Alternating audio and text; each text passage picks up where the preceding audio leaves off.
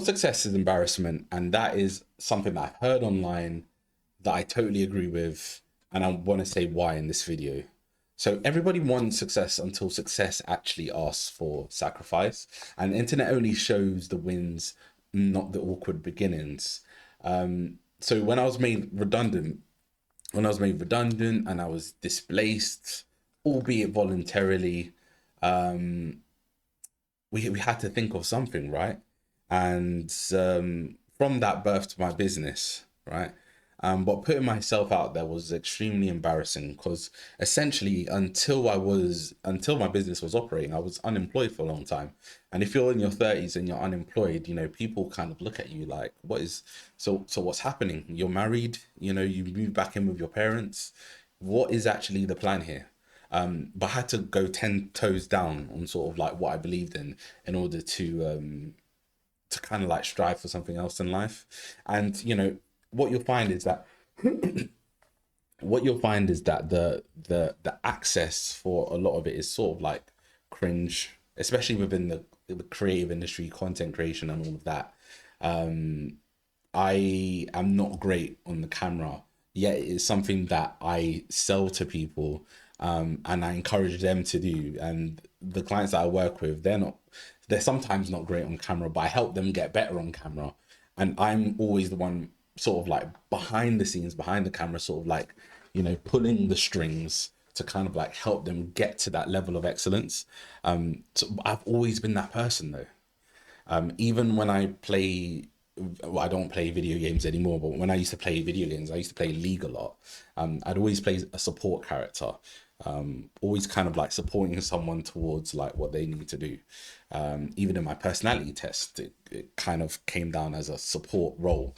Sort of like my personality type would be great as like a carer, as a carer, which I used to hate when I was employed because it was sort of like, oh, so I'll never get into management then. That's what that meant to me.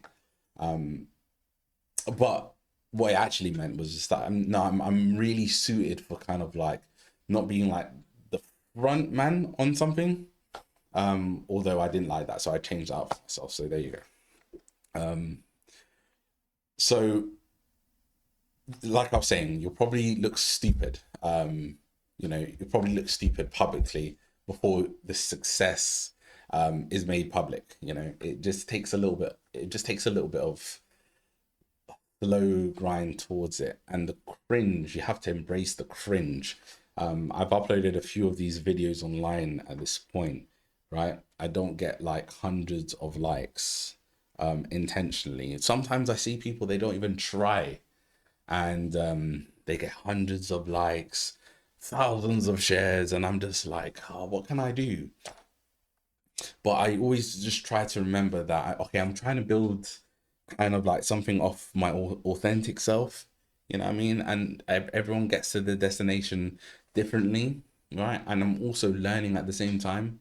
So you would see that like I sound more confident in this video than I may have like in, like if you look at a few like videos from like a month ago, sort of thing.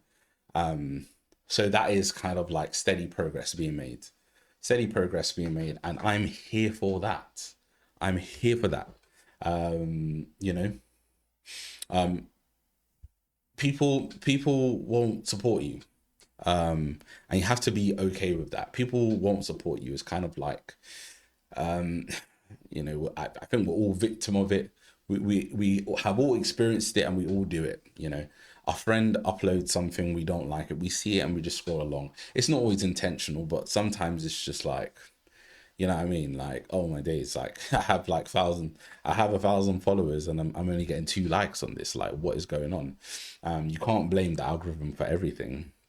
And sometimes you got to call a spade and just say, okay, this may have not been the best piece of content, or maybe maybe this content is, my audience is not suited for this content that I'm posting. If it's kind of like business related. What I've seen others do is that they just unfollow all their friends, right? They just unfollow all their friends. So I guess they don't feel the awkward gaze of others kind of like seeing them try. I I only follow people that I want to see things from. I will unfollow friends, and it is never personal. It's just that I want to open up my Instagram or whatever and see what I want to see. You know what I mean? And a lot of my friends don't post anything, or it's just not stuff that I care about. Or sometimes they'll just post too much of one thing. I was like, I just don't really want to engage. You know what I mean? Don't even want to, before I think something badly of this person, I'm just gonna unfollow them. I might restrict it and block it, but unfollowing is sometimes the way.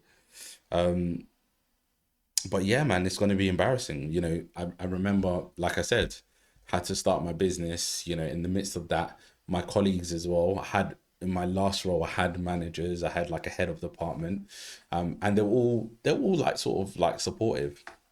I remember in one of our last meetings, I said in the meeting, oh, because we all be made redundant. The whole department, the whole marketing department in London was being made redundant, right? And we were all leaving. So I just kind of put it out there, like, why don't we start an agency together? Because we all know how to market. So why don't we just compare? Why don't we just pull together what we know and try to make this thing work? And it was like definitely, it was like deafening silence, deafening silence. It's like it was as if I was making a joke. I wasn't joking. You know what I mean? Because I'm just like, well, marketers should be equipped with the skill to market, right? Otherwise, this is just fake.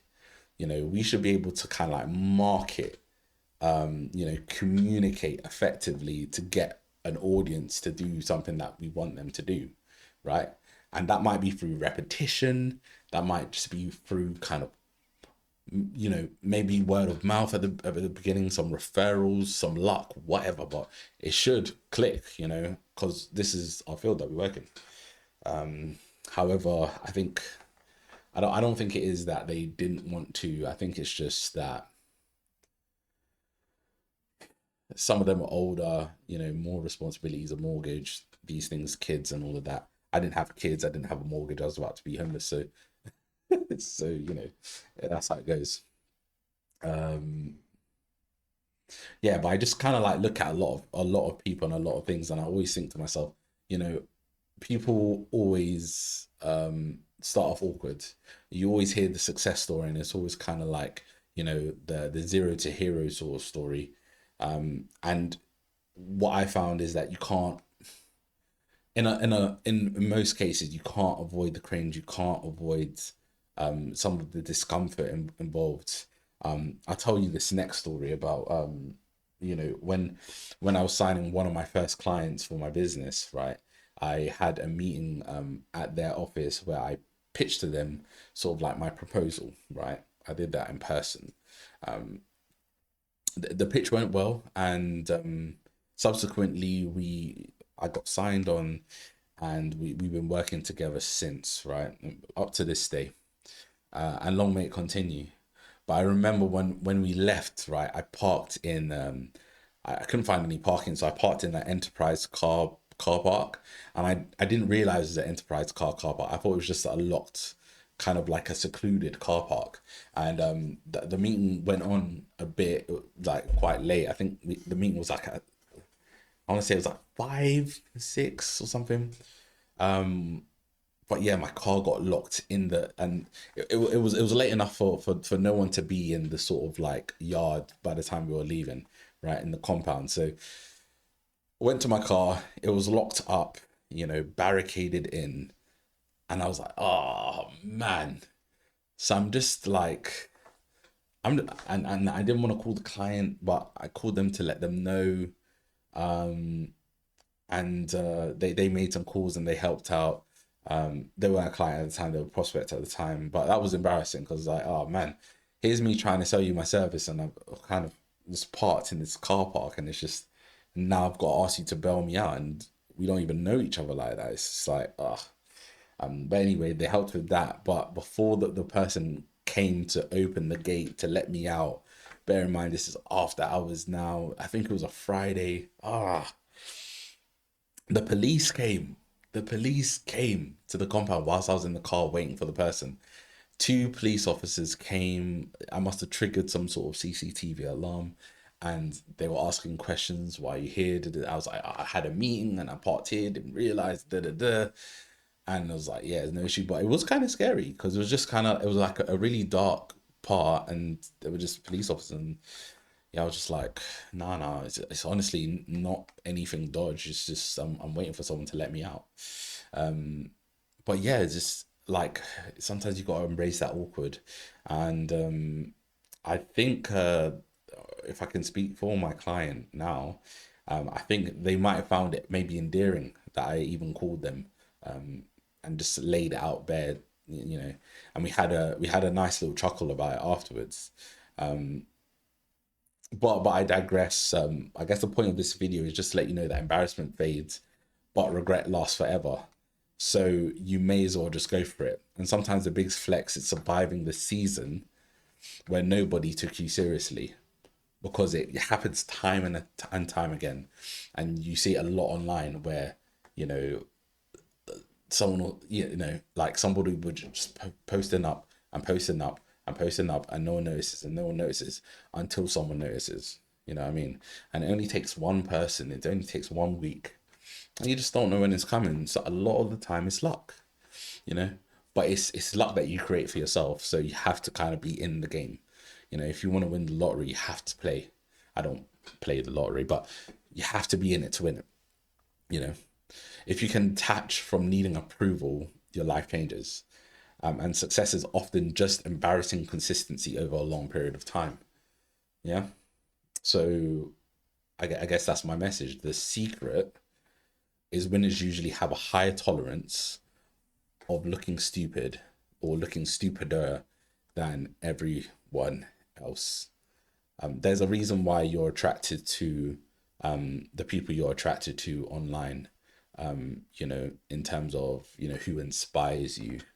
Usually it's kind of like the value they bring, but they have to have that confidence to kind of like put themselves out there. Imagine that. Imagine if the person you follow, right, who gets thousands, tens of thousands, hundreds of thousands of likes on each post, they post and no one liked it. Would you still like it? Would you still like it? It doesn't matter. It doesn't matter because they work to get themselves here. I remember the chicken shop date girl.